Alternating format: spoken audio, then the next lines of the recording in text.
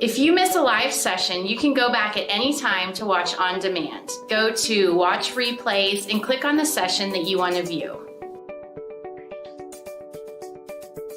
Have you created your own event agenda in SwapCard? Visit the Agenda and Watch Replay tabs to add sessions that interest you to your own event.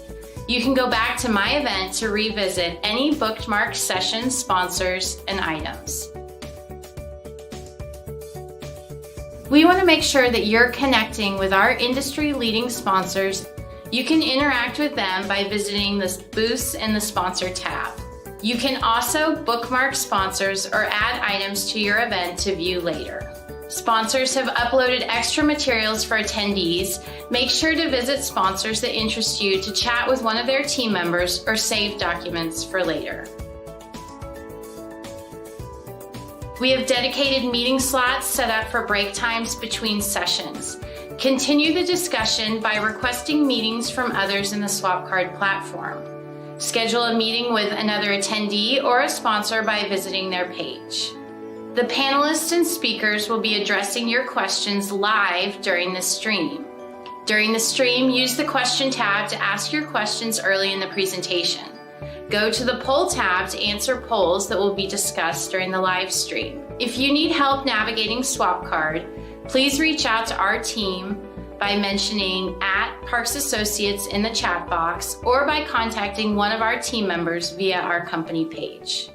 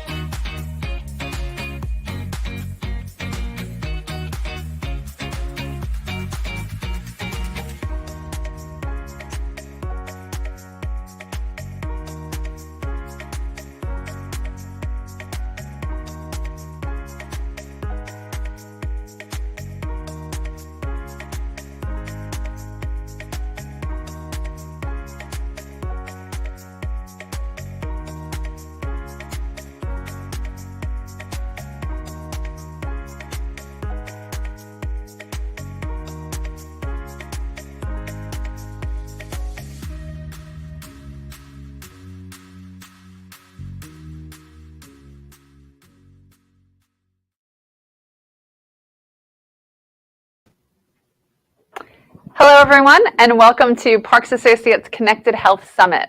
Today's topic is virtual care, current and future demand, where we'll be taking a look at how demand for virtual care is shifting and how solutions are evolving to become more nuanced and powerful at the same time. I'm Jennifer Kent, Vice President of Research with Parks Associates, and so pleased to be kicking things off today with a brief presentation on some of Parks Associates consumer survey data and findings on the market. Afterwards, my colleague Kristen Hennick will lead a panel of industry experts from AliveCor, Valencell, the Center for Medical Interoperability, Binut AI, and Alarm.com, discussing advancements in technology, the integration of devices and services, and new tools that are making virtual care smarter for us all. Then we'll hear from Robert Rose, the president and CEO of MedWand, a leader in the market providing virtual care solutions. Before we get started, I'd like to thank our sponsors. Thank you so much for the support for Connected Health Summit. Thank you to Alarm.com, Calix, the Connectivity Standards Alliance, Electronic Caregiver, Origin, Rapid Response Monitoring, and Independa.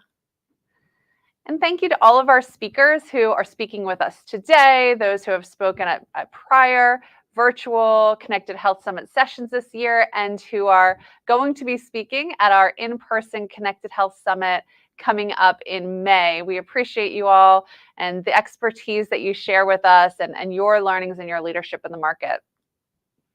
And thank you also to the media organizations and industry organizations who support this event and help get the word out.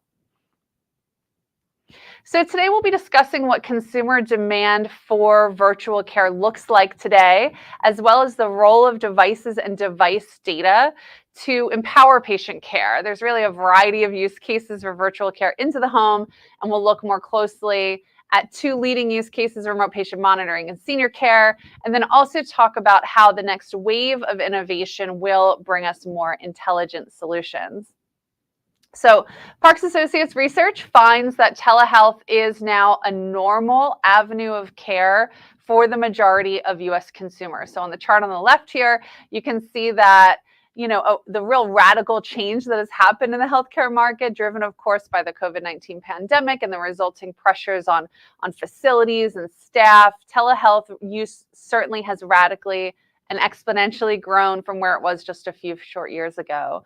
As of the second quarter of 2022, over half of US internet households report doing at least one telehealth visit in the prior 12 months. And this is just about 10 percentage points down from the height of the pandemic in 2021, when consumers were by and large sort of forced into using telehealth, and really speaks to the power of this change.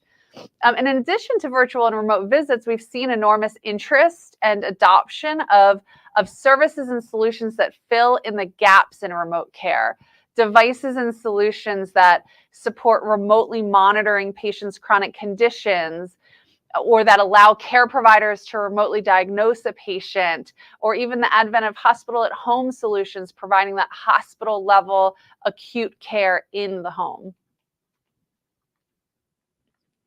Now, the experiences people have had with virtual care so far, the very real needs that individuals have that can be served by connected solutions remotely, and the demand for virtual care experiences naturally vary by consumer segment, even down to the individual level. So for instance, households with children, right? Households with children are virtual care champions. They are the most likely to have used a telehealth service. They're most likely to own a connected health device, and fully 2/3 of households with children say that the next time a child in their household is sick, they're likely to use a telehealth service. Older consumers are far more likely than others to have a need for care services. They've got higher care utilization rates generally, higher rates of chronic illness. Familiarity with and use of virtual care, though, declines with age, right? As the population gets older, those consumers are less familiar and less likely to be using telehealth today. That being said, in 22, 1/3 or more of seniors, depending on the age group within that large senior bucket, right? At least 1/3 did use some method of telehealth service. And familiarity even among seniors is growing. But seniors tell us they want virtual care from people that they trust. So older consumers are much more likely than younger consumers to tell us that they want virtual care from their local physician and not a nationally available telehealth service. Finally, the youngest consumers are open, but not necessarily engaged with virtual solutions. So they're not as familiar as households with kids. they're also by far the most likely to tell us that if they didn't use a virtual care service in the past 12 months, it's simply because they didn't have a need to. They're well, right? They're not in a segment that's needing to be engaged with virtual care solutions all the time. Now, when we flip the story to understand where demand for virtual care is lagging, we see that the number one barrier to telehealth use is the belief among non-users that in-person care from a doctor will provide better diagnosis and treatment. This is overwhelmingly the reason older consumers don't use virtual care when we break down these barriers by age. Now, we tested other sorts of barriers as well, and just showing the top 5 here, but what's notable is that very few consumers say technical issues with virtual care apps and solutions, or the cost of services, or lack of insurance coverage are barriers. And very few don't trust the quality of doctors that are available virtually. What it really comes down to is this feeling that your care would be insufficient remotely, and you'd have to go to the doctor's office or the ER anyway to treat an issue. And there's this missing link in telehealth, right? The data from devices in people's homes or on their persons or in any number of settings is really vital in terms of guiding clinical decision-making in remote settings. It also solves one of the greatest problems in healthcare, which is that when a patient is at home, the care provider has no visibility into their health status, any adverse events that might occur, or how that patient is trending. For example, one of the most well-known use cases is that of diabetes, where having immediate insight into a patient's blood glucose data can mean the difference between controlled diabetes and good health, or uncontrolled diabetes and its many well-known poor health outcomes. We've seen that many consumers are very interested in collecting their health data. In fact, connected health device adoption is now on par with telehealth usage in the United States. More than half of US internet households say that they own and use at least one internet connected product that collects their health data. Now, this has been largely driven by increased smartwatch and wearable adoption. It has slowed down since the active phase of the pandemic, but certainly adoption and growth remain far elevated compared to pre-pandemic levels. What's key, though, is that a majority of consumers are now used to using devices to collect and transmit and interpret their health data. Consumers also are interested in sharing this data with their care provider. In Parks Associates' recent study on telehealth and remote patient monitoring, we found that over half of consumers find the ability to share health data collected through their devices to be appealing, and over a third of consumers will actually specifically seek out a care provider who offers this capability. Now, I want to focus in on seniors again here. With an aging population, there's this acute need for solutions that enable seniors to live healthier, safe, and active lives in their own home. The senior care market's complex. There's a lot of overlapping players and solution types. PERS, which is personal emergency response systems, and sensor-based independent living solutions have been the traditional players in this space, but they're beginning to overlap with remote patient monitoring, which is particularly of use to older populations that may be dealing with multiple conditions, comorbidities. And then the at-home acute care space, which has most significantly been used so far for caring for COVID-19 patients, is also beginning to intersect. And looking specifically at the consumer portion of that market, we do see that family caregivers as a whole are keenly interested in making use of really a variety of solutions that support an elderly loved one. The use of sensors to detect emergencies, evaluate situations, and call for help as needed, and also to collect and evaluate that longitudinal data is really of great value to many individuals and families with elderly parents or loved ones. Overall, we've really come so far with virtual care, but certainly we see plenty of need in the market for solutions to evolve. From the care provider point of view, we see a great deal of demand as well, but also some barriers and some concerns. There's this wealth of health data available great streams of it, in fact, but few providers really are equipped to drink directly from the fire hose. And we've seen and heard a lot about alert fatigue and poor integration with EMR systems. At the same time, we also hear that the threats to privacy and security are growing worldwide. Cybersecurity is a never-ending arms race, and regulators across the globe are tightening up requirements and regulations. And new and critical life-saving applications that are making use of health devices really require unparalleled performance and reliability. They really cannot afford to fail. They cannot afford long latency times either.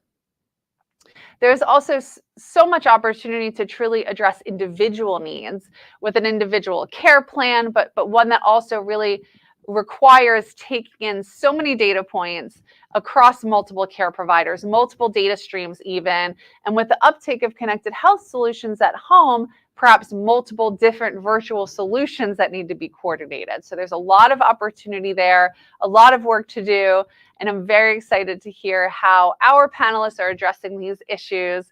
So without further ado, I'd like to invite my colleague, Kristen Hannick, in, and she give us just a few minutes, and she will be introducing our panel and leading our discussion. Thank you. The consumer analytics team provides quantitative market intelligence that guides strategic business decisions. We explain market trends, predict how consumers will react to innovations, and recommend strategies for thriving in a changing business environment. We welcome any direct comments at jennifer.kent@parksassociates.com. Retailers, service providers, and device manufacturers are expanding the market of technology solutions that help seniors live safely and well in their homes.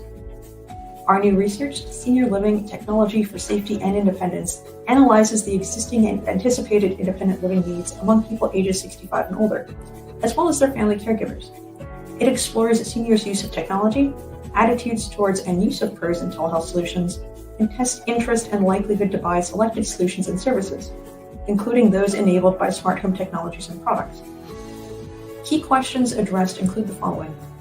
What is the market size and characteristics for family caregiving solutions? What are the drivers and barriers of solution adoption? Which channels do consumers most prefer acquiring solutions from? What features and functionalities do family caregivers look for in solutions? How does the independent seniors market differ from the family caregiver market? How are seniors approaching the telehealth and connected health device markets? Our analysts are constantly studying this market and provide regular updates on the consumer healthcare market, including service features, key service differentiators, device adoption, pricing and business models, updates on existing players, and the impact on the caregiver market. To subscribe or request more information, please contact us at sales@parksassociates.com.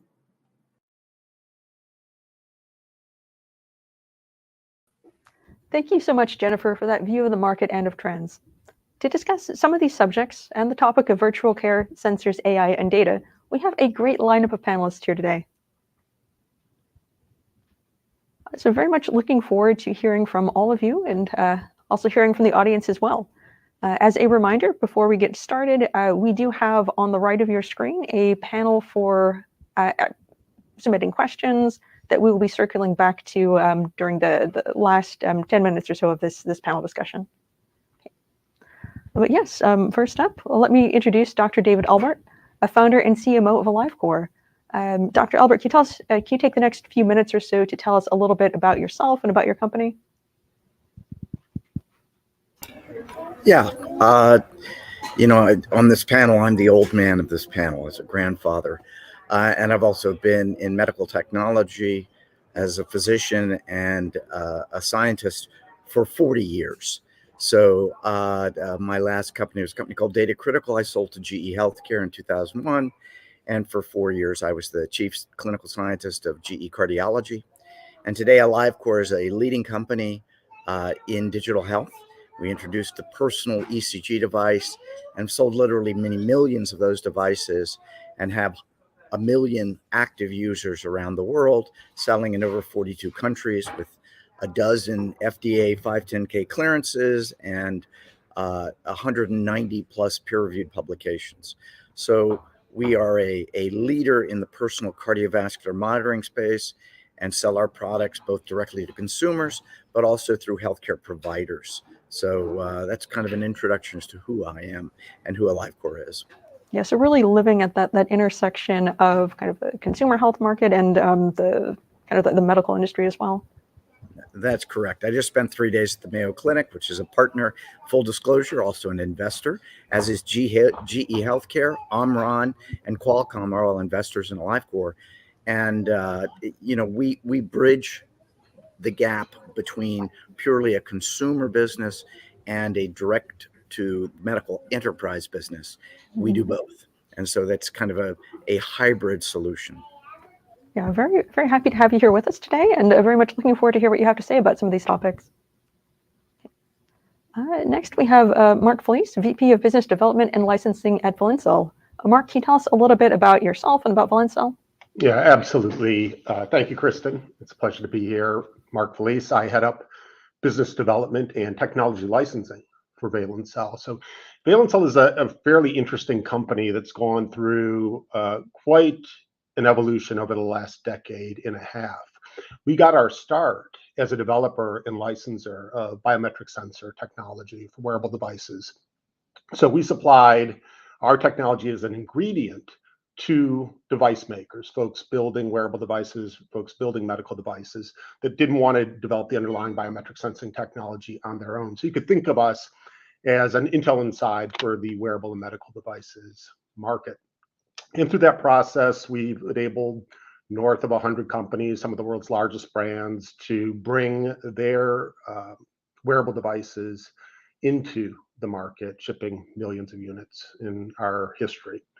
So while we continue to enjoy our licensing business and licensing our technology into industry, we've also broadened our product focus to now begin to bring medical devices that are intended to help folks better monitor chronic disease to market. So our first product that we hope will be the world's first over-the-counter, cuffless, calibration-free blood pressure monitoring device that takes on the actual form factor of a pulse oximeter clip. So no inflating mechanisms.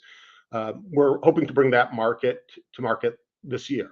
And we're optimistic that this simple, discrete form factor really has the potential to be transformative to hypertension management. Now, we are planning a 510(k) submission to the FDA this summer. So to keep my compliance team happy, the device has not been FDA cleared and it's not available for sale. Yeah, so that's some very, very exciting news, and certainly looking forward to hearing what comes of that. I think blood pressure certainly is an extremely important stat, and as you're mentioning, potentially transformative to have that be a bit more accessible to people. Exactly. But yes, thank you so very much for being here, and looking forward to the conversation. Next, we have Aaron Goldmans, COO for the Center for Medical Interoperability and also Chair for the Connectivity Standards Alliance's Health and Wellness Working Group. Aaron, can you tell us a little bit about yourself and about what you do there? Sure, it's a pleasure to be with you all today. I'm first and foremost passionate about medical device connectivity and a believer in the value of data to improve health. As mentioned, I'm Chief Operating Officer at the Center for Medical Interoperability. It's a nonprofit organization with a vision to improve the seamless exchange of healthcare, for all. I'm also representing this new activity at the Connectivity Standards Alliance. For those of you who are not aware, CSA is the organization behind the global Matter IoT standard for the smart home that was released at the end of last year. Matter is really an unprecedented effort with the cooperation of tech giants like Google, Amazon, Apple, Samsung, and many others to make the smart devices in your home work together seamlessly. So leveraging that momentum and its fundamental approach, CSA just announced a new health and wellness working group to focus on IoT connectivity of health and wellness devices in your home. So as we heard in the intro, fueled by the pandemic, healthcare is fundamentally moving into the home and it's not going away. So broadly, Health in the home could be a lot of things, everything from exercise and wellness monitoring, aging in place and independent living, telemedicine, remote visits, home health and nursing care, remote patient monitoring, post-discharge monitoring, and hospital or acute care in the home. All of that at a fundamental level, and will grow over time, will require a trusted, reliable, secure path to connectivity of IoT devices.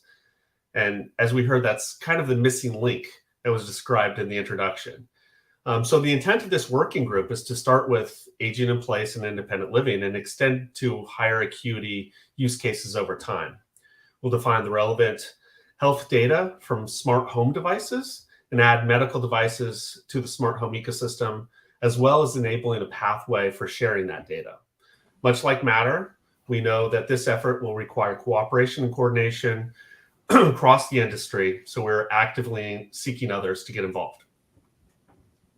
Yeah, so certainly a very important mission and an enormous challenge, kind of having these different devices really play together and play well enough that you can have the AI and algorithms that are so vital to providing care. Yeah, absolutely. And again, we're just starting this, so it's a really important kind of new effort. But it's really trying to take advantage of the momentum of connectivity in the smart home. Yes, we're very happy to have you here, and certainly looking to hearing more. This is one of the directions we're going to be taking this conversation a little bit. Absolutely. Pleasure to be here. Next, we have David Maman, founder and CEO of Bina, I think is how it is pronounced. Please correct me if I'm wrong, David. No, Bina is exactly the right definition. Thank you. Sure, very happy to have you here with us today. Can you tell us a little bit about yourself and about your company as well? Sure. First of all, thank you very much for having me. My name is David Maman. I guess I can define it that I'm a hardcore serial entrepreneur. This is the 13th startup that I founded. A few of them have been acquired. My previous company was acquired by Huawei and a few others before that. And I guess I can define it that I'm a real technology junkie when it comes to low-level deep tech. At Bina, we are actually making a difference in the world of medical devices by completely focusing on software as a medical devices. If we were having this discussion 10 years ago or 15 years ago, I would have probably bragged about my new MP3 player. But when was the last time that anyone bought an MP3 player? What we are doing is exactly this transformation for medical devices. We are delivering software as a medical device. We are a pure B2B player. And today, just by using a software, we are utilizing a camera that exists almost on any device with a camera, smartphone, tablet, laptops, and even IoT devices, that by using the camera, we're able to measure multiple biomarkers. Today, we already measure heart rate variability, respiratory rate, blood pressure. Just in the past year, we've added hemoglobin A1C, a first version, and very soon other types of capabilities. We've been able to generate a completely unbelievable signal of PPG just by using the camera of devices, and then we're applying the science. We've done a few different FDA submissions last year, and we expect in the next quarter, hopefully even before, to be already FDA cleared for a few different biomarkers, and again, software-based solution only. We are a B2B company, and we're today already working with 12 out of the top 100 insurance companies in the world, and we have dozens of IoT devices. For example, Haier have integrated Bina into a smart fridge that just by using the camera, they are able to measure multiple biomarkers and build up your daily meals recommendations, and many other organizations that are integrated Bina's SDK into their own application. Our goal is to completely transform healthcare because everyone owns a smartphone. Some people will forget their wallet, but they will never forget their smartphone. And as long as you have a smartphone with you, or a tablet, or even a laptop, you'll be able to measure all of those capabilities that you can actually see for yourself. Once we'll get medical approvals, and not just in the US, we'll definitely start penetrating also the healthcare industry. As now, even though we have a few telemedicine providers that already use Bina's technology, but for now, it's only for observation and no medical decision making because we're not medically cleared yet. But this year it will change. And our goal, by the way, is to add about at least a dozen other bloodless blood tests capabilities that have been proven to be correlated with PPG, and that's what we're doing. Amazing to be here. Yeah, we're very happy to have you here, David, and certainly looking forward to hearing a bit more. Of course, there's enormous potential for integrating some of this this data in with telemedicine platforms. That's a very, very good opportunity. Thank you. Thank you. Right. So next we have, last but not least, certainly, Lainey Muller, Senior Director of Business Development, Health and Wellness at Alarm.com. Lainey, can you tell us a little bit about your background and Alarm.com's role in this market? Sure. Hi, Kristen. Thank you so much for having me. I appreciate being included, and thank you to the group that's also, I'm excited about our conversation.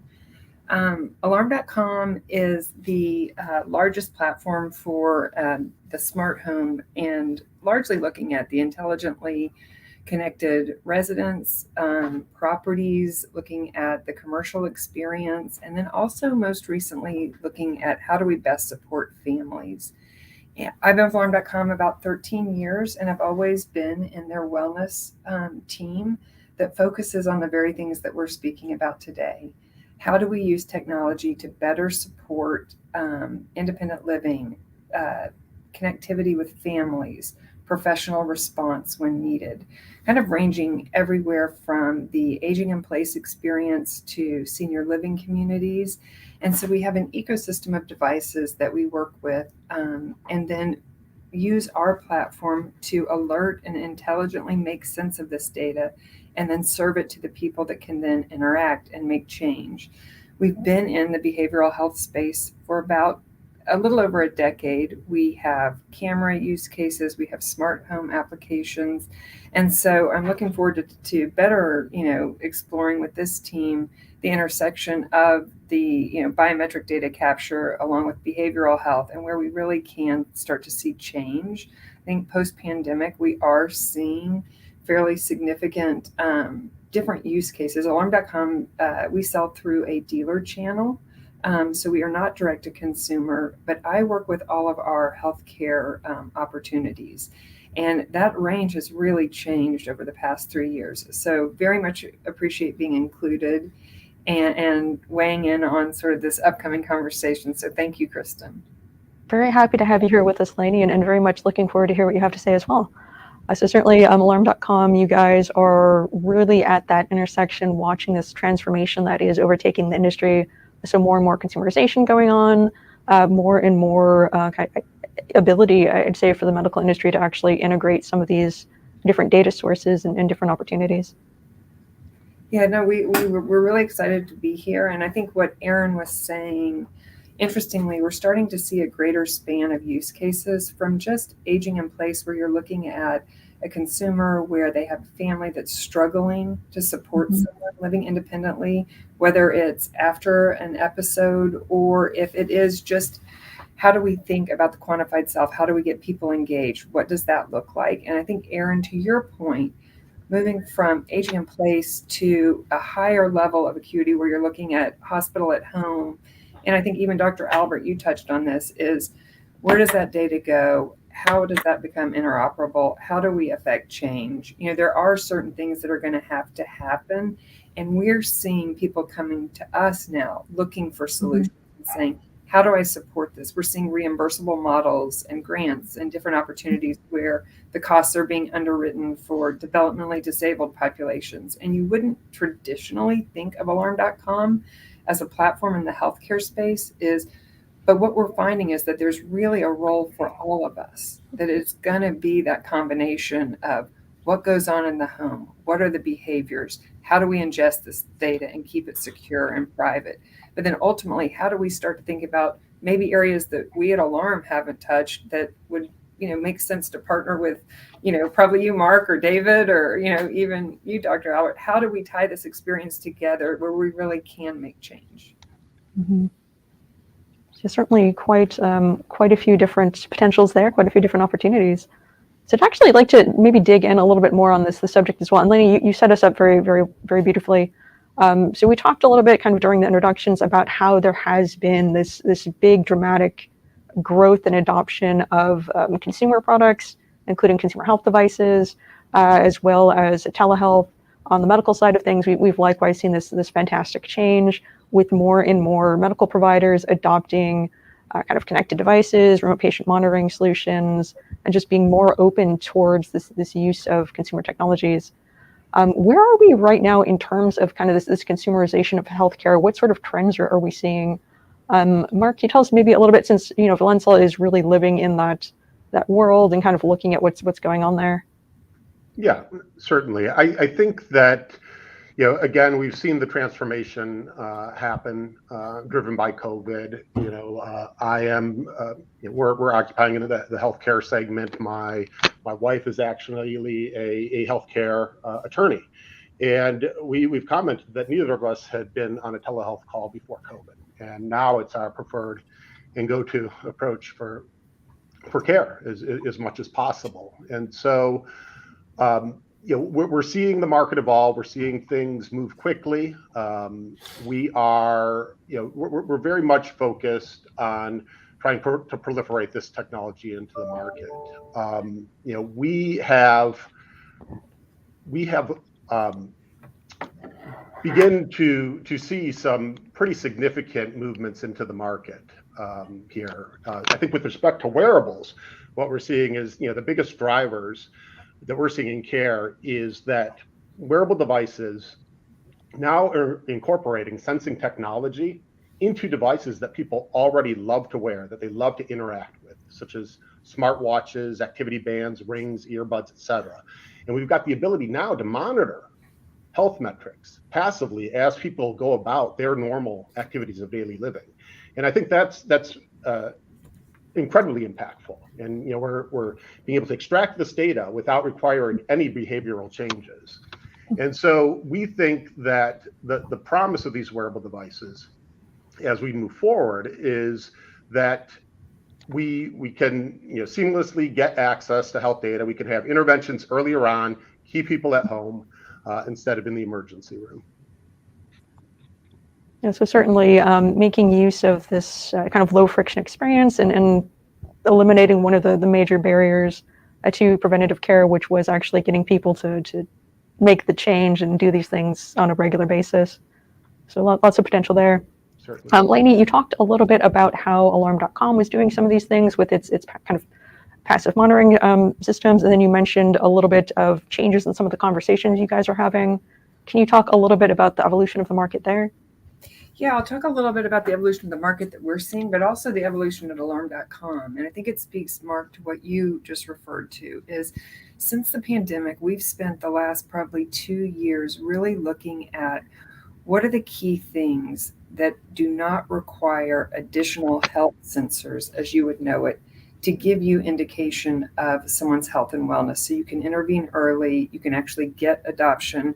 We've spent a lot of time on mobile experiences and on body. So beyond wearables, what are the things that exist on body, anywhere you go, and not fixed to a premise, so that you can have that continuous awareness.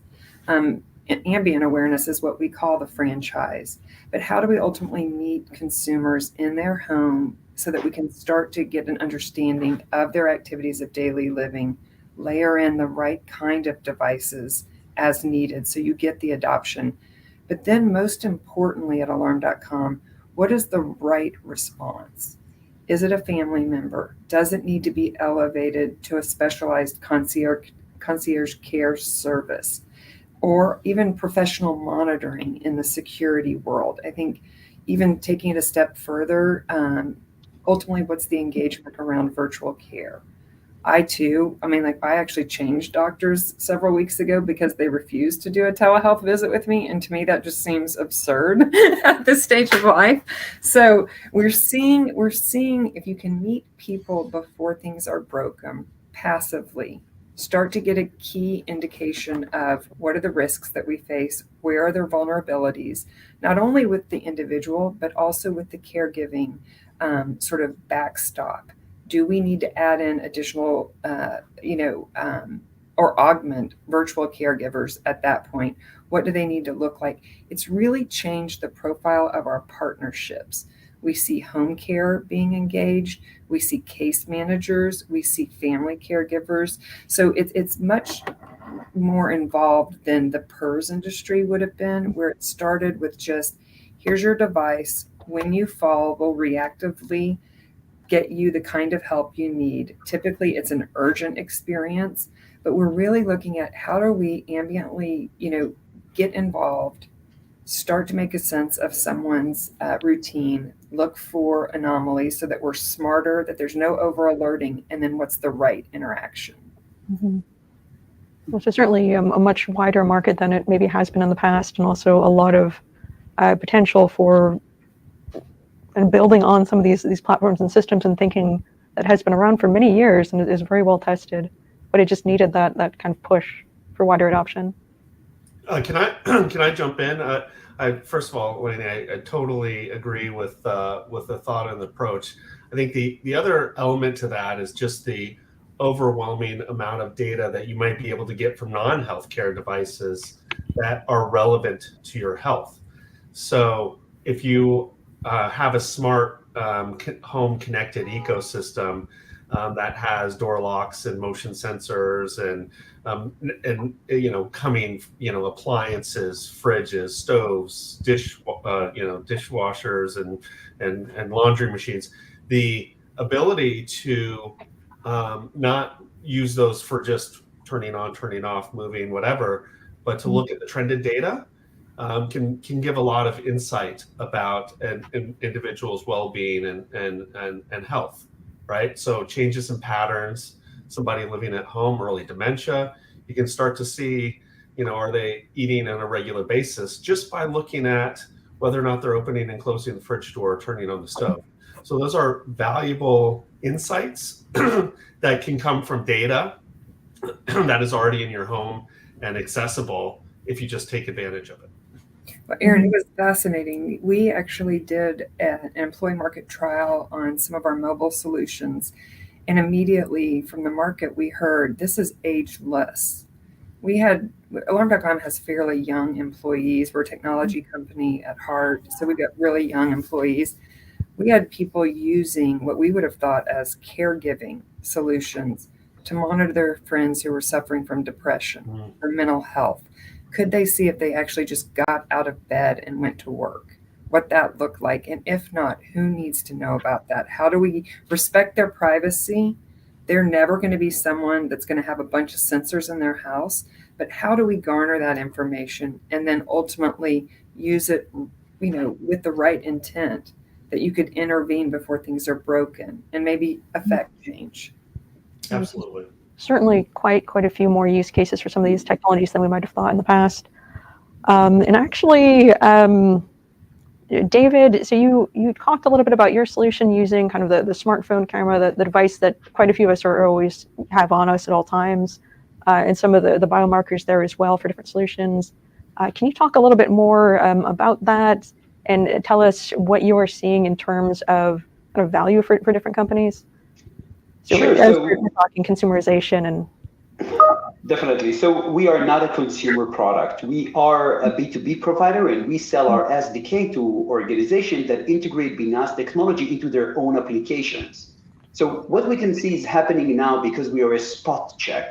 We do not provide continuous monitoring. We're not part of a wearable. But every time that one of our customers needs health data, they're able to actually utilize their own application that our SDK has been integrated inside of it in order to measure those biomarkers. For example, in the world of insurance, that's, I guess, over 70% of our revenue come from insurance and payers, is that whenever you need to give even a price quote for health insurance, life insurance, in 45 seconds, you can get actually over 15 different biomarkers have been read, from the person's heart rate variability, stress level, blood pressure, respiratory rate, and also now hemoglobin and other types of bloodless blood tests.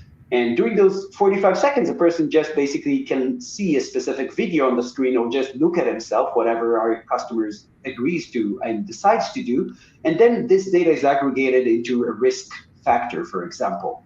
In the world of insurance, we're actually being used in 3 different business models. One is everything related to the point of sale, risk assessment, price quotation, STP, non-STP, underwriting, of course, and so on. But I guess the low-hanging fruit for us is the after sales. Over 3,000 insurance companies have released wellness applications in the past 4 years. Definitely COVID has been a big influence of this kind of decisions.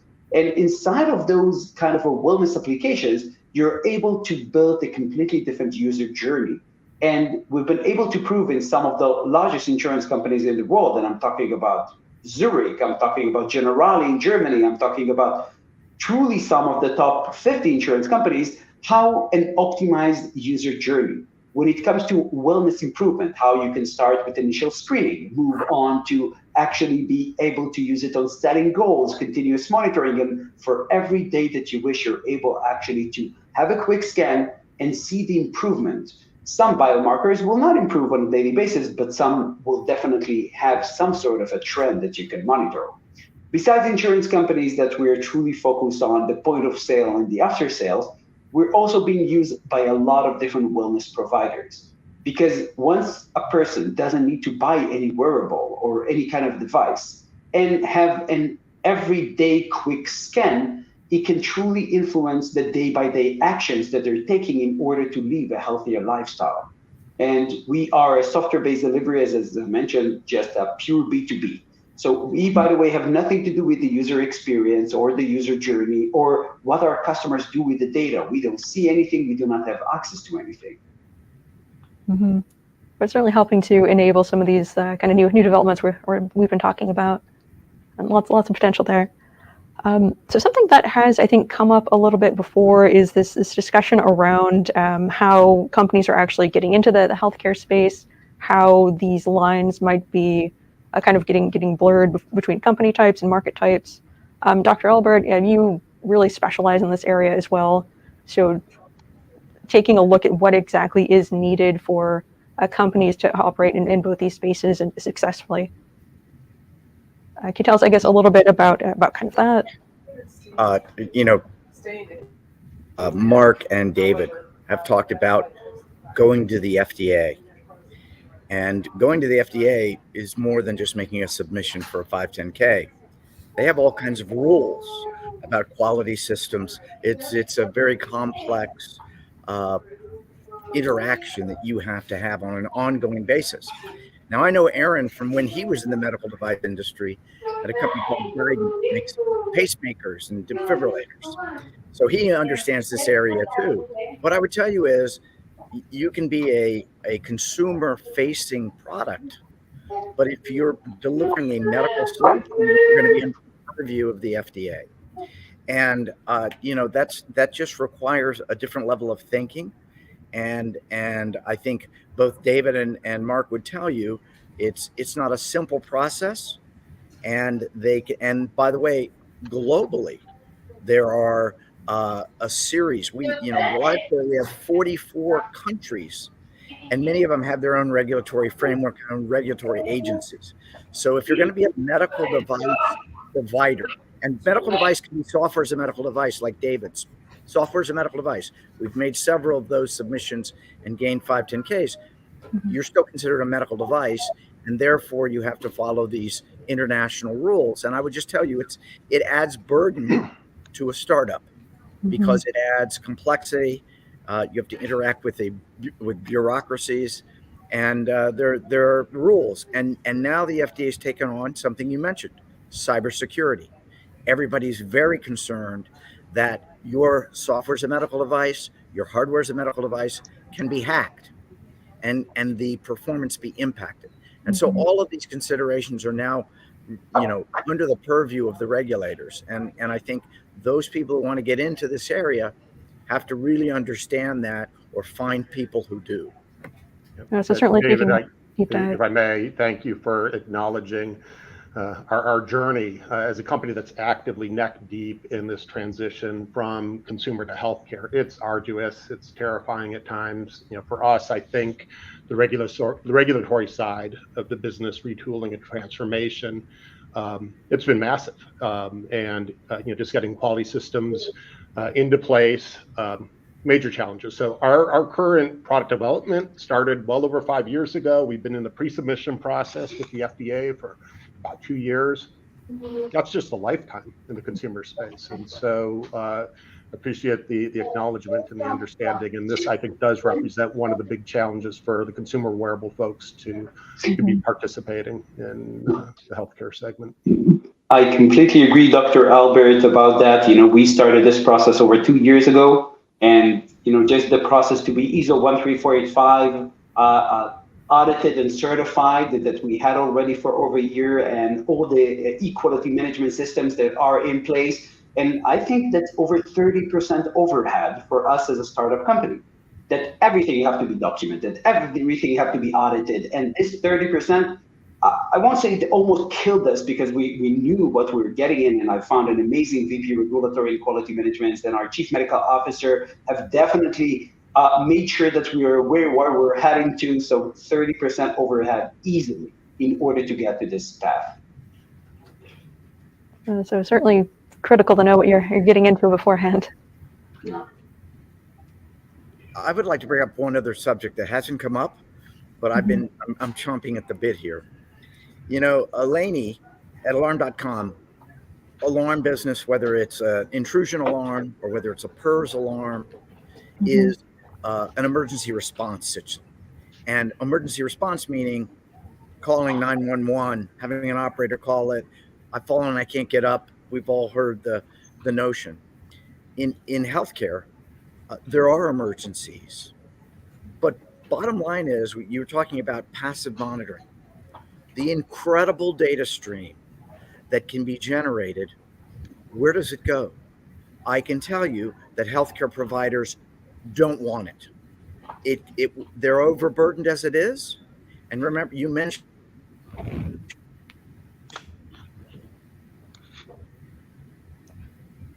Dr. Albert? Is that us? learn how to manage the data and make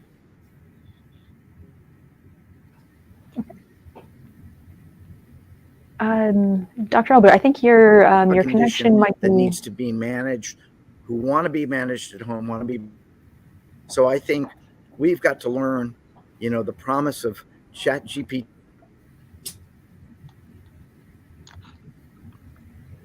streams and make them available yet managed. I can't hear you totally, Dr. Albert. I lost you a little bit, but I agree. There's a massive amount of data coming from many different places. To our experience, no one is looking at that at that kind of volume.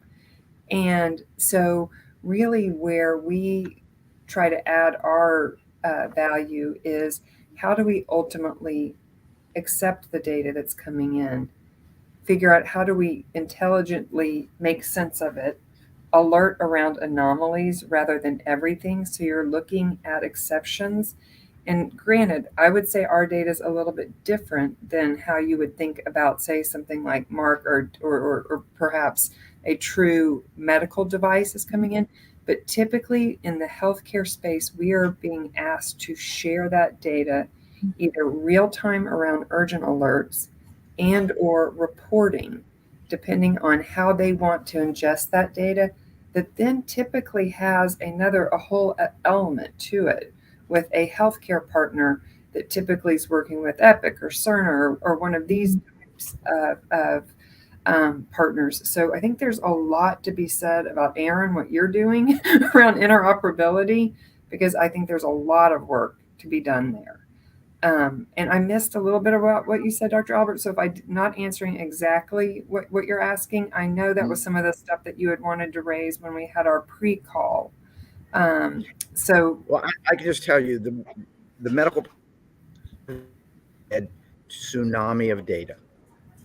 And so, if Mark, it's uploaded into Apple Health or Google Fit and then interfaced into the record, they're going to want it to be, they don't want every step. They don't want everything. I think that's a challenge we have to figure out how to deal with. Yeah, I think there's a strong argument that just because you can do something doesn't mean you should do something. When we were embarking on the path to develop this blood blood pressure monitoring technology. The underlying technology is actually capable of getting beat-to-beat updates on your systolic and diastolic. And as we went out to industry pundits and clinicians to kind of better understand what the use case was, we decided to focus on spot checks. We had physicians saying to us that recently that the ability to get dozens of blood pressure readings throughout the day is about as useful as getting a dozen or dozens of readings off of a weight scale in a day. And so again, just because you can doesn't mean you should, and sometimes more isn't better. Yes, certainly. Yeah, I want to just jump in here because I think this is where standardization can play a big role in defining some of those paths. And again, and I think in the snippets that Dr. Albert was talking about, there's also fundamental trends in the industry that are leading to AI and ChatGPT and amazing ways to take a lot of data and then make it useful and usable. And I think one of the things that Dr. Albert was going to is we have incredible burnout from care providers, and getting an overwhelming amount of data is not going to be helpful. But not collecting the overwhelming amount of data is also not necessarily the right thing, right? I think we can see and collect that data, but it's how it's augmented, how it's presented, and also for what purpose, right? As a diabetic, having continuous blood glucose monitoring that can give you real-time insights and help you manage your own diabetes is fantastic, and is a big game changer with patches. However, when you go to an episodic visit with your care provider, sharing all the historical data may not be useful, but a summarized view or where there might be some outliers or some opportunities for improvement and what that meant and how you use that data in an effective way can be very valuable. So again, a standardization effort to make the data available, but both opportunities for how you share that data. And I think there's also opportunities for a lot of innovative service providers to come in and provide useful tools and solutions that can really help with that. Yeah, so certainly that application layer becomes absolutely critical when it comes to actually making sense of what's going through the fire hose. So I'm going to pause here for just a second and remind the audience that we are going to be taking some questions. So we have a few minutes left. So if you have any questions, make sure to get them in now. And then before we go to that, I think we have time for one more kind of round of discussion. So I believe one of the areas that we have been touching on from time to time is this kind of idea of barriers to adoption. And some folks brought up privacy. Interoperability, of course, has been a major challenge for lots of companies. Also, a lot of healthcare providers, they want everything to go into their EMR systems, which may or may not be correctly set up for this kind of influx. So in your views, what are some of the top barriers that you're encountering when it comes to this? And Lainey, maybe you can kick us off. Yeah, so interestingly, I would say from our perspective and what we're seeing, and I think the data that Jennifer shared at the beginning was interesting to see that it wasn't cost, it wasn't reimbursement. I still think there is a lack of awareness at the consumer level of what can be done. And without the endorsement of someone more medically or healthcare driven, there is still a lot of education. I think COVID has helped, but I think there is a lack of awareness of what can be done. That's such a low lift for a lot of people, especially as you see more of the personal fitness tech, quantified self, early engagement around health and wellness versus sick care, I would say, more of what I would say well care. I would still say there's a lack of awareness of what's out there. And then ultimately, how do we create those partnerships? And not only where do they buy it, but how do they then support it? Is it family driven? Is there professional response? We still find, even 13 years into this, personally at Alarm.com, we're still educating some of the market. Mm-hmm. Yes, and certainly nowadays there's a lot of fragmentation when it comes to the channels where people are consuming their information and their media, and there's not really It's not like it was 20, 30 years ago when you could just put out an ad on broadcast TV and reach most people. And I was just going to add to Lainey's point about these clinician champions, right? The recommenders of the technology and getting them comfortable. Having enabled 100 plus consumer wearable devices, many of them had aspirations. Many were fitness tech, many had aspirations to go into the healthcare space. What we were seeing is, clinicians not trusting the data. That's a big part of it. And while there are some industry bodies out there that are evangelizing for performance, effectiveness, accuracy standards for consumer wearable devices, it's far from mainstream and widely adopted. We've seen tons of devices come through our lab where some of the devices are 12 lead ECG accurate for heart rate monitoring, and other devices are mood rings, random number generators. And so I think until we get more standardization and more bodies working together to drive these requirements for compliance, I think that's going to stand in the way of some of the wide stream adoption.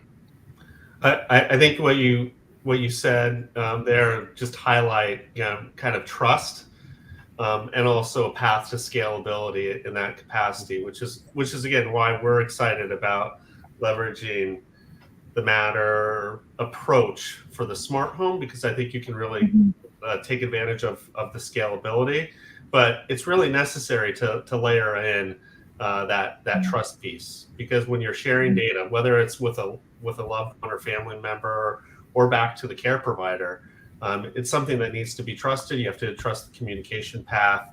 You have to trust the privacy and security. All doable things from a standardization pathway, and also can really help with innovation, right? Because as a small company that has a great new technology, you don't want to spend your cycles and capital on just the connectivity piece and having to deal with all of that. If there's something you could take advantage of to plug in, or if you're a data company and you want to use and access or leverage that data and present it, you don't want to spend all your time trying to get access to the data. So I think there's huge opportunities with standardization to really promote innovation if you have a path and channel that's scalable and trusted. So certainly increasingly critical as we have all these different kind of data sources coming in. We have AI and algorithms trying to make sense of all these different data points. The data points, of course, need to mean the same thing kind of regardless of the source that they're coming from. But yes, again, thank you so very much, everyone, for joining us today. It was, I think, a wonderful discussion, and very happy to hear from everyone. Thank you very much for inviting us. Thank you for inviting us. Oh, thank you. Thank you. Thank you. All right. Next up, after the break, please join me for the Visionary Spotlight with Robert Rose, President and CEO of MedWand.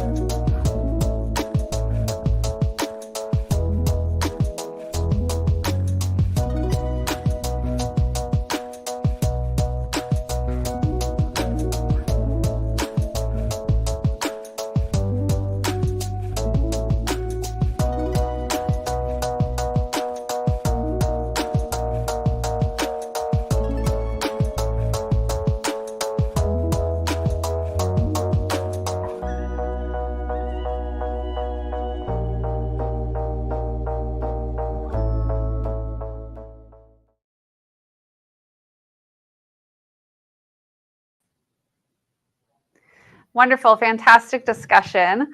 So pleased to be back to introduce Robert Rose, who is the president and CEO of MedWand.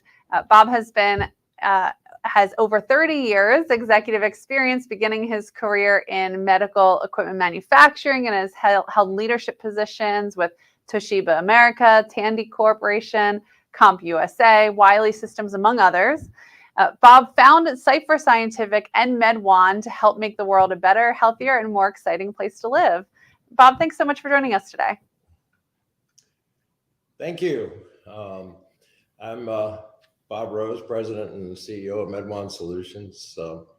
By the way, in the interest of full disclosure, as tempting as it may have been, I did not use ChatGPT or any other AI to write this keynote. Okay. Right. We've had some efficiency savings there, but appreciate the disclosure. Right.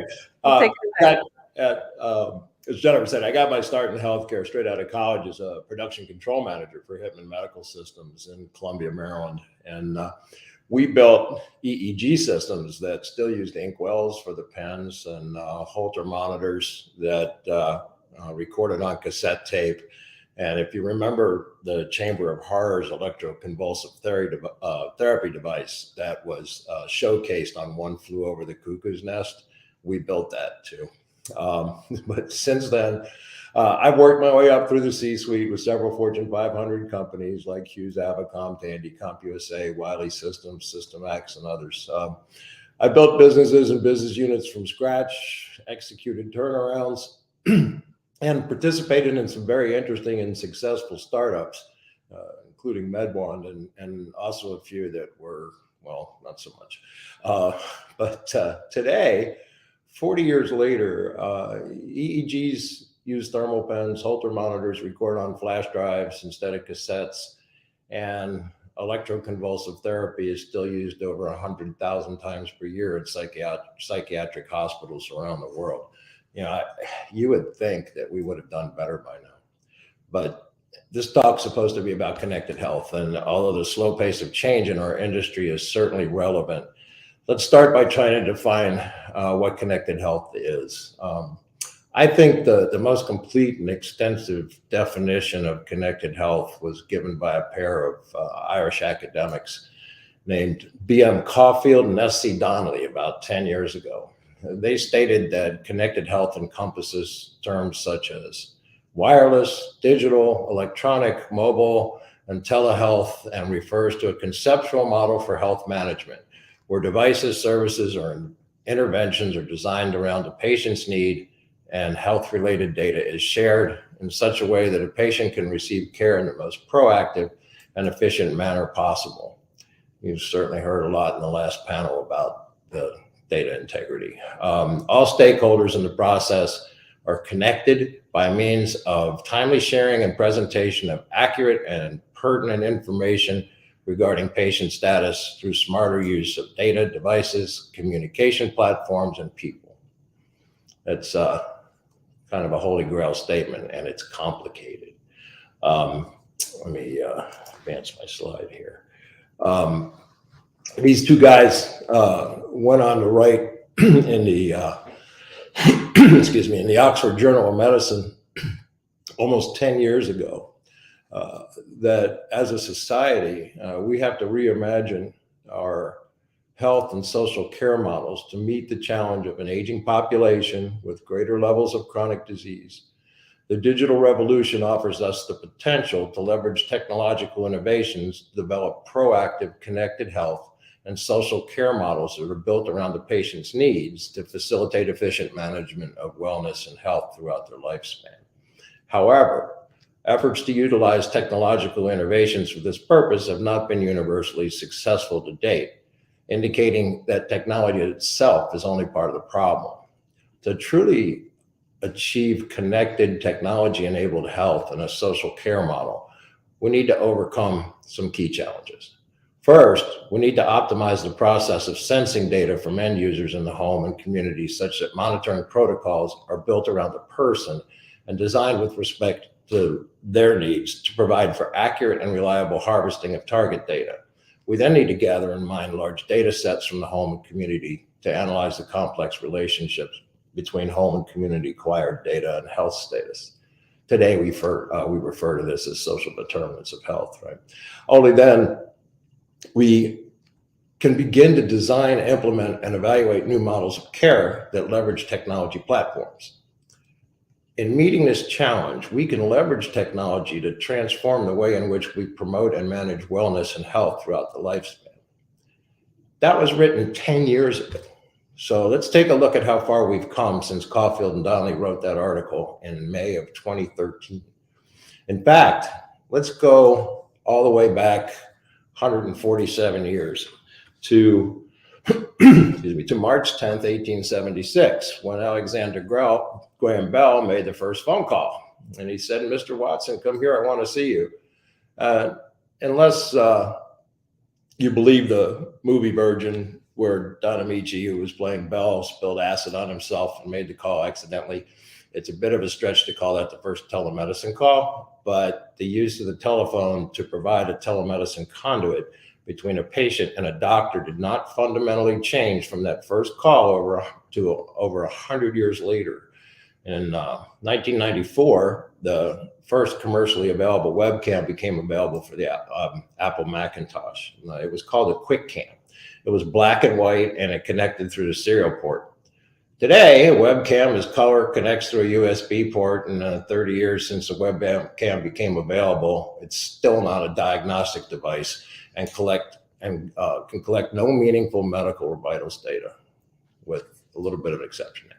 In other words, in 147 years since the invention of the telephone, with the exception of some work being done like companies that you just heard, like Banat, that David Marmon just told us about, telemedicine is still pretty much all tele and no medicine.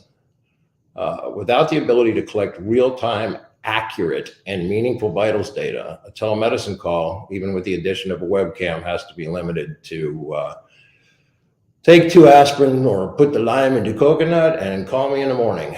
Or, to be serious, I think you need to come in or get yourself to urgent care. Okay, it's not really all doom and gloom. We're making some progress, but much of the same challenges that existed when Caulfield and Donnelly wrote that article 10 years ago are still with us. Connected devices are proliferating. RPM is becoming a household word. Connected sensors have become a reality. But for every Apple Watch, Fitbit, Connected Path, specialty sensor, or other remotely connected device comes a different app, a different hardware network support environment, a different data path, and for the most part, no direct control of the interface into the patient's healthcare records by the patient's healthcare provider. Up until now, there's been no common platform deployed that can tie together all the bits and pieces that will fulfill the promise of connected health. And this is what Aaron Goldman at CSA was talking about in the previous session. Let's further complicate things by considering the power of AI. Today, AI engines can detect up to 15 different arrhythmias with a single 30-second single channel strip. We can detect all sorts of heart murmurs, the early onset of pneumonia, and even predict the onset of COPD. There are companies that use AI to predict comorbidities and determine appropriate treatment protocols before the secondary morbidities even become a reality. We can collect real-time data from patients for pulse oximetry, body temperature, heart activity through both ECG and live remote auscultation.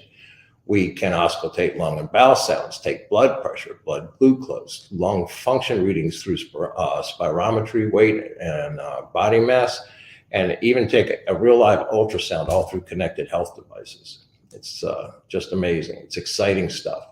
Alexander Bell, Caulfield, and Donnelly would all be proud and encouraged. But now, imagine what we could do with all of that data collected through a single portal, subjected to AI-driven anomaly detection and indication to speed detection, diagnosis, and recommendation of effective treatment protocols for review and deployment by the patient's healthcare provider, while seamlessly interfacing with and updating the patient's history through their provider's existing EHR system.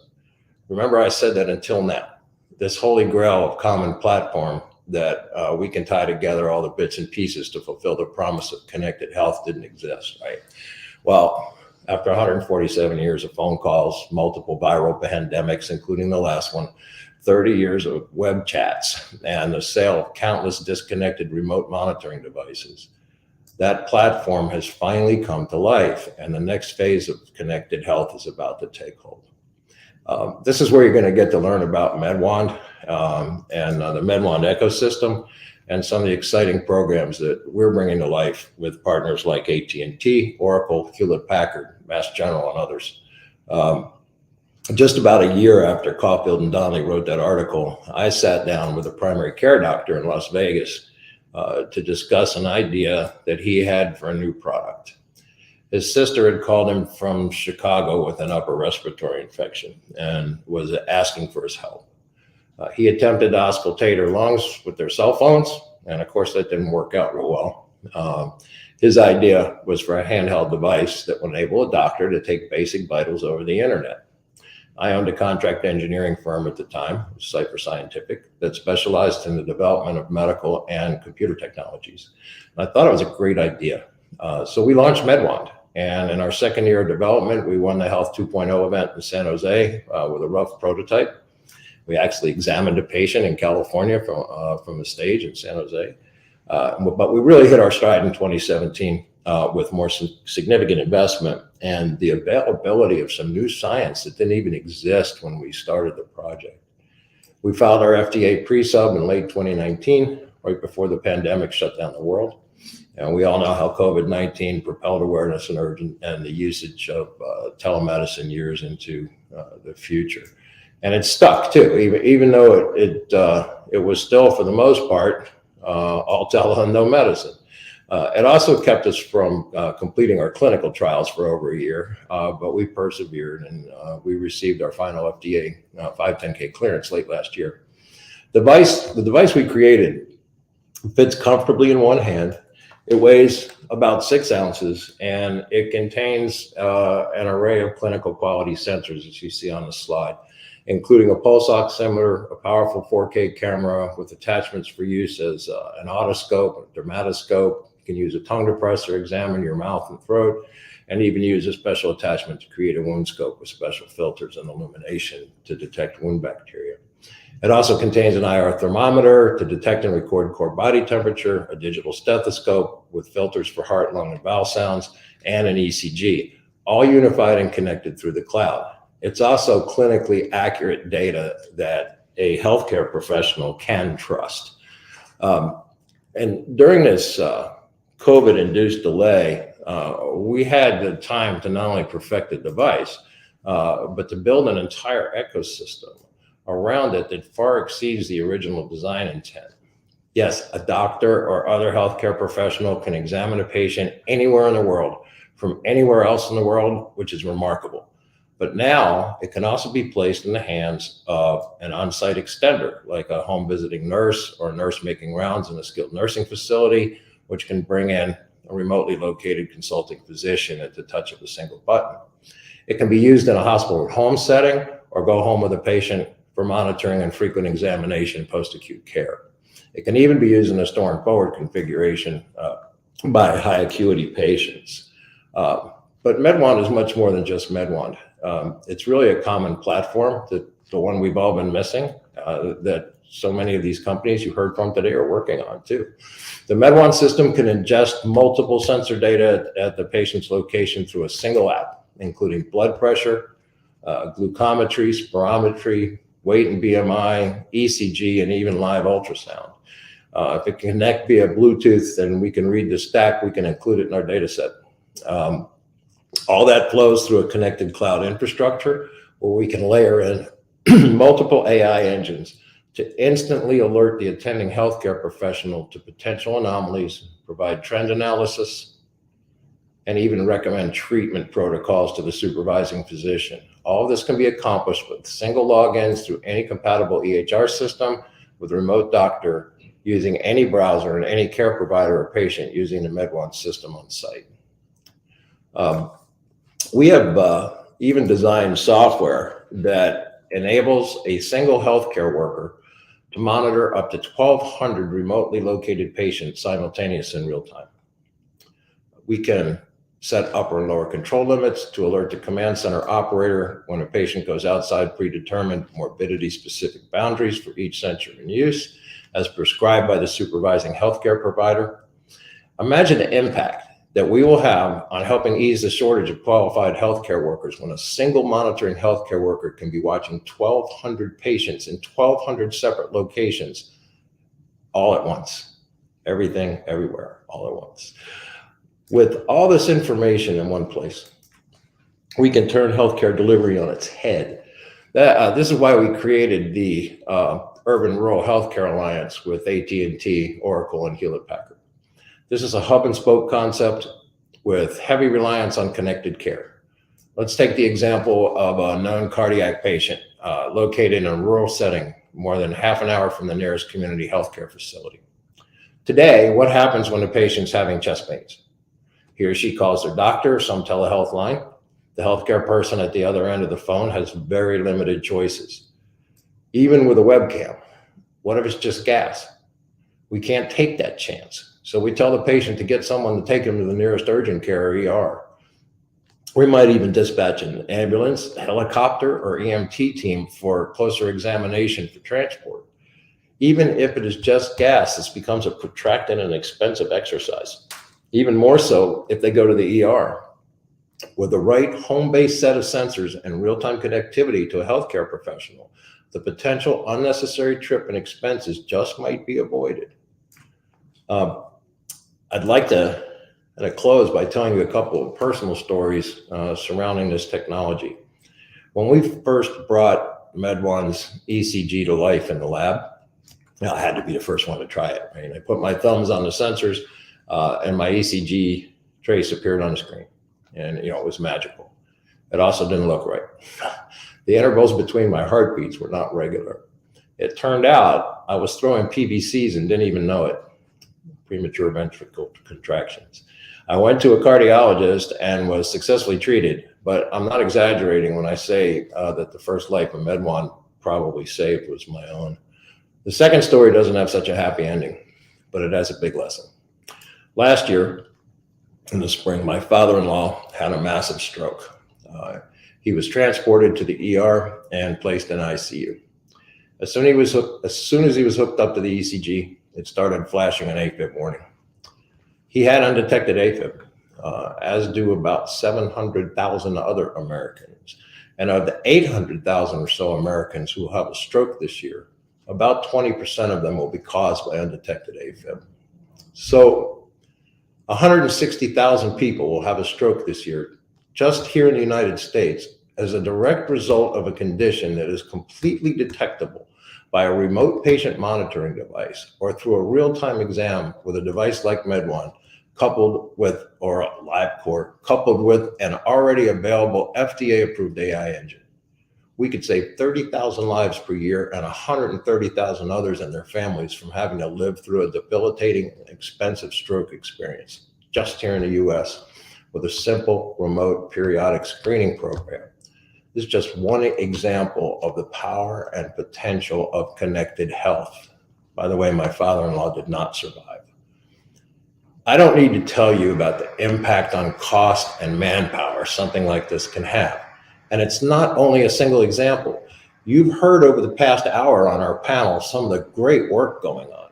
There are endless verticals for connected, integrated care platforms, including home health, nursing facilities, corporate wellness, transportation, triage, frontier medicine, emerging and rural, ultra-rural environments, medical tourism, and so many more. Creating a fully integrated and connected platform, as we did at MedOne, wasn't easy to accomplish. But if, as an industry, we start focusing on bringing technology to single points of collection, analysis, and access, with seamless integration into EHR systems, we will begin to fulfill the promise of connected health. It's going to take vision, cooperation, and a willingness to embrace a new paradigm. But it's going to happen. It has to happen. We now have the tools and we clearly have a mandate. So I invite each and every one of you to join together and join with us to fulfill the promise of connected health. reduce costs, improve outcomes, and we will save lives. So thank you. And if there's any questions, I'll be glad to take them now. Wonderful, Bob. Thank you so much for that presentation and sharing your thoughts and also MedOne's journey and solution with us. As we wait for some questions to come in, I had a couple follow-ups of my own. One thing that you pointed out in your personal story at the end, especially with your father-in-law, is the, undetected conditions that a solution like MedOne or other connected health solutions could detect. I'm interested in your thoughts on whether or not you're seeing any more almost proactive deployments. So a lot of deployments in remote patient monitoring right now, it's only kitted or reimbursed or thought of to prescribe and to go home with someone because there's already a health issue at stake, right? The consumer channel, like the smartwatches, might pick up something that someone was unaware of. And so that's sort of proactive, but through a different channel. So as you all think about the channel and the kind of go-to-market for your own solutions, are you seeing any more interest, for instance, among primary care physicians of sort of a more proactive approach to monitoring at home? Yeah, I think it's coming soon. The barriers have been, one, as was discussed on our panel, that David was mentioning, was that the trust in the data by the healthcare professionals has to be there. So the standards that are used to qualify a remotely connected device, we need to be clinical grade, 510K approved, not a toy. We need devices that HCPs can really count on and trust. The area where I see immediate uptake, and we're seeing immediate uptake, is in corporate wellness. The companies, insurance companies and corporations, particularly larger self-insured companies, are taking notice of this and being very active or becoming very active in preventive care. I think it's going to take hold, and it's going to take several things: the validation of the actual devices, the consolidation of the data, so that you're not just looking at one indicator. If we see an indicator that is off the rails, that we can go and look at the others all under a single platform. This all has to happen before I think we're going to see a major uptake in preventive care with home healthcare devices. I mean, the Fitbits and Apple Watches and all that are great for personal awareness of what's happening. But when it comes to, real preventive care through provider organizations, it's going to take some time, but it's coming. Like I said, it has to. I think that it's we're being forced in that direction just by the things like, the financial issues facing hospitals, the staffing shortages. We have to go that way. Great. So one other thought I had was just around kind of patient experience and usability. So wondering if you could share anything on the ability for consumers who may not be used to using, especially what's great is you have this multifunctional device, right? And how to make sure that the user at home can use it properly so that the data, is detected as it needs to. Now, I also love that you were mentioning going through home healthcare agencies, so you have a skilled worker kind of in the home helping with that. But wondering if you have any learnings that you can share around user engagement and ease of use. Yeah, well, that was one of the major design intents of MedOne. The device doesn't even have a button on it. It's all through the app. And when you're interacting real time with a healthcare professional, the doctor at the other end, or nurse or whoever is conducting the exam, has control of the device. They're selecting the sensors. They're looking at the outputs. But there's a video chat going on at the same time. So if we ask a patient to, put the stethoscope on their heart, and they put it on this side, the doctor can say, no, please, move it to the left about 4 inches, and and they're listening. I can, up a little bit, and oh, there it is. It's so we have, with the exception that it's a video link, we have the almost identical experience as you would have in the office with the doctor. So that helps. It helps tremendously in conducting the remote examination. Obviously, if it's in the hands of a nurse, they know what they're doing. High acuity patients, we've included videos and all kinds of drawings and helpful hints and stuff for each and every sensor in the app. So if you want to take your temperature, you can watch an entire video about how to do that. So we went through a lot of human factors testing to address that issue, that specific issue. And we learned a lot.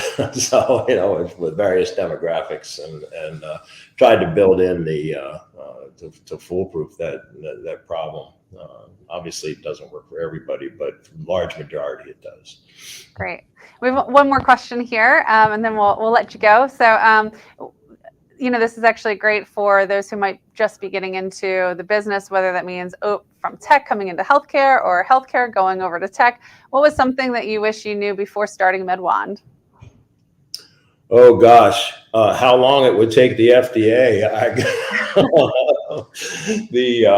We really underestimated the cycles that, pandemic or not, that it would take to get all these clinical trials done, and the volume of validation that we had to do in hypoxia labs and again, clinical trials and finding, large cohorts to participate, and then doing the right kind of statistical analysis that FDA and all the IPC standards require. So, I wish I'd had a better look at that, but at the end of the day, we got there. It was also interesting during the journey that science started to become available that simply wasn't available when we started the design back in like 2014. We didn't even think about putting an ECG on the product. And now we have.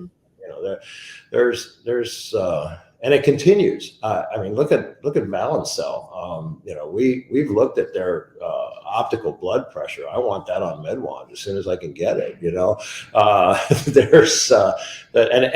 It's continuing every day. So new science that it just keeps coming at us, and I can't have any foresight for that, I guess, but we have to keep paying attention and making sure we're staying out on the edge.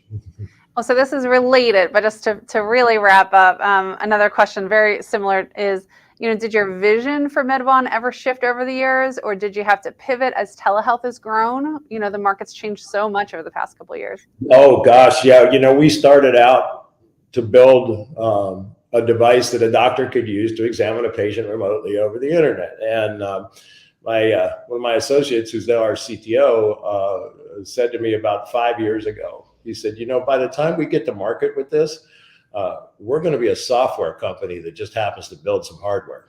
And that couldn't have been more prophetic. We absolutely are. We've built this entire ecosystem around MedWand. It wasn't just MedWand. Now we're finding so many use cases out there that don't even have an EHR system. So, and we're crafting solutions for that. And, that it was a big pivot from doing the design of the initial product to actually making it work and having it be relevant out there that people could use it. Just a massive amount of software, and then the opportunity to build a cloud-based AI platform came along the way, and that was great too. So, and we continue to pivot. Now we're a medical device manufacturer and sales company, where before we were mostly engineering and development. So it's been quite a journey. I've enjoyed it. It's great. We're doing some really good things, but it's been exciting. Well, thank you so much for spending your time with us today and sharing your expertise and your insights. Really appreciate it. Thank you. I enjoyed it. Thanks. Wonderful. Well, so up next, our next Connected Health Summit session is our in-person event. So we're so pleased, after being fully virtual the past several years, to bring Connected Health Summit back in person. It'll be May 23rd to 25th at the Omni Hotel in Frisco, Texas. And this year, we're so excited to announce that we are co-locating our Connected Health Summit with our Connections event. So if you haven't been to the Connections event before, it is our flagship event covering the full variety of connected home services and technologies, including health and senior care, but also energy management, safety and security, home automation, all sorts of different use cases. So really interesting blend of topics and a big variety of companies. And so we certainly welcome you to join us. Again, May 23rd to 25th, and registration is open. And we're also confirming our speakers. So if you haven't submitted to speak for Connected Health Summit, please do so, because we are confirming our speakers right now. Also, I just want to let you know, of course, I presented some research to start off our session today, and that research pulls from 3 distinct studies and deliverables that are available for purchase today. So there's telehealth and remote patient monitoring, the user experience, and senior living technology for safety and independence. Both of those are studies based on surveys of U.S. internet households, and then also our industry report, Connected Health at Home, State of the Market, authored by Kristen Hennick, who you heard from earlier today, our director on the connected health market. We also produce custom marketing services, white papers, webinars, podcasts. So if you're interested in helping support your education of the market and getting your word out about your products and want to sponsor a thought leadership piece, please reach out to us as well. Thank you so much, and we'll see you in May at Connected Health Summit in person in Frisco. Thanks so much.